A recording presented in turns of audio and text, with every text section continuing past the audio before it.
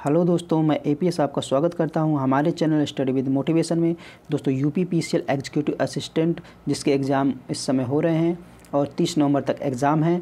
उसके बाद दोस्तों अगर आपका फाइनल सिलेक्शन इसमें हो जाता है यूपी पीसीएल एग्जीक्यूटिव असिस्टेंट की पोस्ट में, तो आपको क्या काम करना पड़ेगा, क्या सुविधाएँ मिलेंगी और आपका जो डीए है वो 34% से बढ़ाकर 38% कर दिया गया है, जो यूपी गवर्नमेंट के द्वारा किया गया है। अब 15 नवंबर को यूपी पीसीएल ने भी अपना एक नोटिस निकाल के जो डीए है वो 34% बढ़ाकर 38% कर दिया गया है। दोस्तों मैं वो नोटिस भी दिखाऊंगा आपको। तो अब सैलरी कितनी हो जाएगी और इन सारे सवालों के जवाब दोस्तों आपको मिलेंगे इस वीडियो में। तो दोस्तों सबसे पहले हम बात करेंगे कि इस पोस्ट में हमें क्या काम करना पड़ता है। तो चलिए दोस्तों बताता हूँ मैं इस पोस्ट में क्या काम करना पड़ता है। तो दोस्तों यहाँ पे आप देख सकते हैं कि आवंटित कार्य का विवरण है जो कि एग्जीक्यूटिव असिस्टेंट को करने पड़ते हैं। दोस्तों थोड़ा धुंधला दिख रहा होगा, यहाँ पे धुंधला दिख रहा होगा, लेकिन मैं आपको पढ़ के सुना देता हूँ। यहाँ पे खंड के अंतर्गत आने वाले कार्य अस्थायी प्रीपेड संयोजनों, एकल प्रणाली के अंतर्गत आने वाले समस्त कार्य, नए संयोजन द्वारा झटपट एवं निवेश मित्र नाम परिवर्तन, भार बढ़ाना घटाना, विधा परिवर्तन कार्य इत्यादि, IGRS उपभोक्ता समस्या समाधान दिवस एवं तकनीकी पत्राचार के कार्य, बहुमंजिला इमारतों में दिए जाने वाले संयोजनों से संबंधित समस्त कार्य, न्यायालयों में चल रहे वादों से संबंधित समस्त कार्य। तो दोस्तों मैं आपको समझाता हूँ कि कौन कौन से कार्य हैं। तो दोस्तों सबसे पहले इसमें दिया है कार्य अस्थायी प्रीपेड। अस्थायी जो कनेक्शन दिया जाता है उसके कनेक्शन का काम इसी का रहता है, एग्जीक्यूटिव असिस्टेंट का ही होता है। एकल प्रणाली के अंतर्गत आने वाले समस्त कार्य जैसे नए संयोजन द्वारा झटपट, मतलब जो झटपट कनेक्शन दिया जाता है यूपी पीसीएल के द्वारा जो है उसका जो पूरा प्रोसेस होता है वो एग्जीक्यूटिव असिस्टेंट के द्वारा ही किया जाता है। नाम परिवर्तन, जो कंज्यूमर है उसका अगर नाम में परिवर्तन करना है तो वो भी काम आपको एग्जीक्यूटिव असिस्टेंट ही करता है। उसके बाद भार बढ़ाना, जैसे आपका लोड 1 किलोवाट है उसको 2 किलोवाट करवाना है, ये भी काम एग्जीक्यूटिव असिस्टेंट का है। लोड घटाना 2 से 1 करवाना है, 3 से 2 करवाना है, तो वो भी काम आपका एग्जीक्यूटिव असिस्टेंट का ही होता है। विधा परिवर्तन, जैसे आपको LMEV 1 से घरेलू से आपको कमर्शियल कराना है, ये काम भी इसी के रहते हैं। उसके बाद दोस्तों अगर समाधान दिवस जो होता है उसमें भी इसके काम ही एग्जीक्यूटिव असिस्टेंट का भी काम रहता है, क्योंकि जो जनता की समस्याएँ हैं उनको भी सुनना होता है। और उसके बाद दोस्तों तकनीकी पत्राचार के कार्य भी एग्जीक्यूटिव असिस्टेंट को ही करने पड़ते हैं। बहुमंजिला इमारतों में दिए जाने वाले संयोजन, जो कनेक्शन दिए जाते हैं उससे संबंधित समस्त कार्य, और न्यायालयों में जो चल रहे वादों संबंधित समस्त कार्य। तो न्यायालयों के द्वारा जो वाद चल रहे हैं उससे भी संबंधित कार्य एग्जीक्यूटिव असिस्टेंट को करना पड़ता है। तो दोस्तों इसकी जो पोस्टिंग होती है वो ऑफिस वर्क ही होता है, और इसकी जो पोस्टिंग होती है वो आपका ये तो SDO ऑफिस में हो जाती है, तो एग्जीक्यूटिव ये तो फिर एक्सियन ऑफिस में होती है, और कई जगह इसकी पोस्टिंग हो सकती है। लेकिन वर्क दोस्तों इसमें सिर्फ ऑफिस का वर्क ही रहता है, और ये सारे कार्य करने पड़ते हैं जो कि जनता से जुड़े हुए कार्य हैं। यहाँ पे आप देख सकते हैं।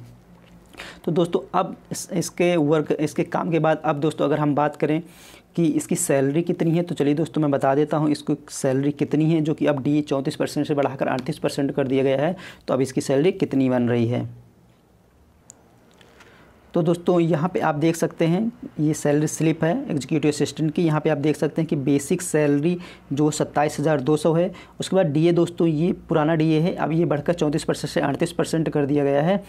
तो हाउस रेंट अलाउंस 3,000 और मेडिकल अलाउंस 200 रुपये है। तो दोस्तों अगर यहाँ पे मैं बताऊँ कि 27,200 रुपये बेसिक है, अगर 27,200 का 38% निकालेंगे तो 38% आपका लगभग 10,336 रुपये आएगा, 10,336 रुपये आएगा।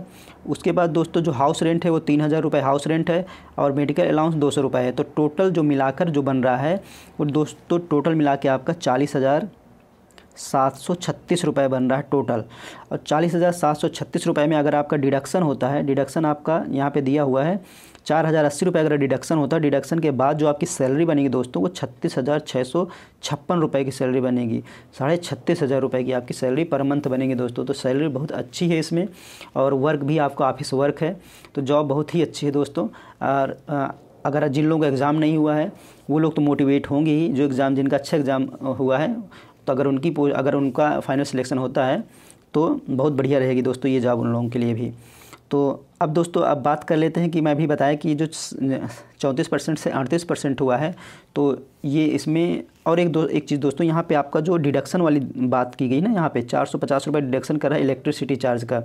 तो दोस्तों ये जो होता है ना, तो एक कनेक्शन फ्री दिया जाता है। जो कनेक्शन दिया जाता है आप कितना भी चाहे यूज कर सकते हैं इसको, एक कनेक्शन दिया जाता है। यूपीपीसीएल का कोई भी एम्प्लॉय होगा उसको ये मिलता है। तो और वो 450 रुपये उसके सैलरी से ही कटते हैं। तो दोस्तों अब मैं दिखा देता हूँ वो नोटिस जिसमें यूपीपीसीएल की तरफ से जो डीए है उसको बढ़ा करके 34% से 38% किया गया है।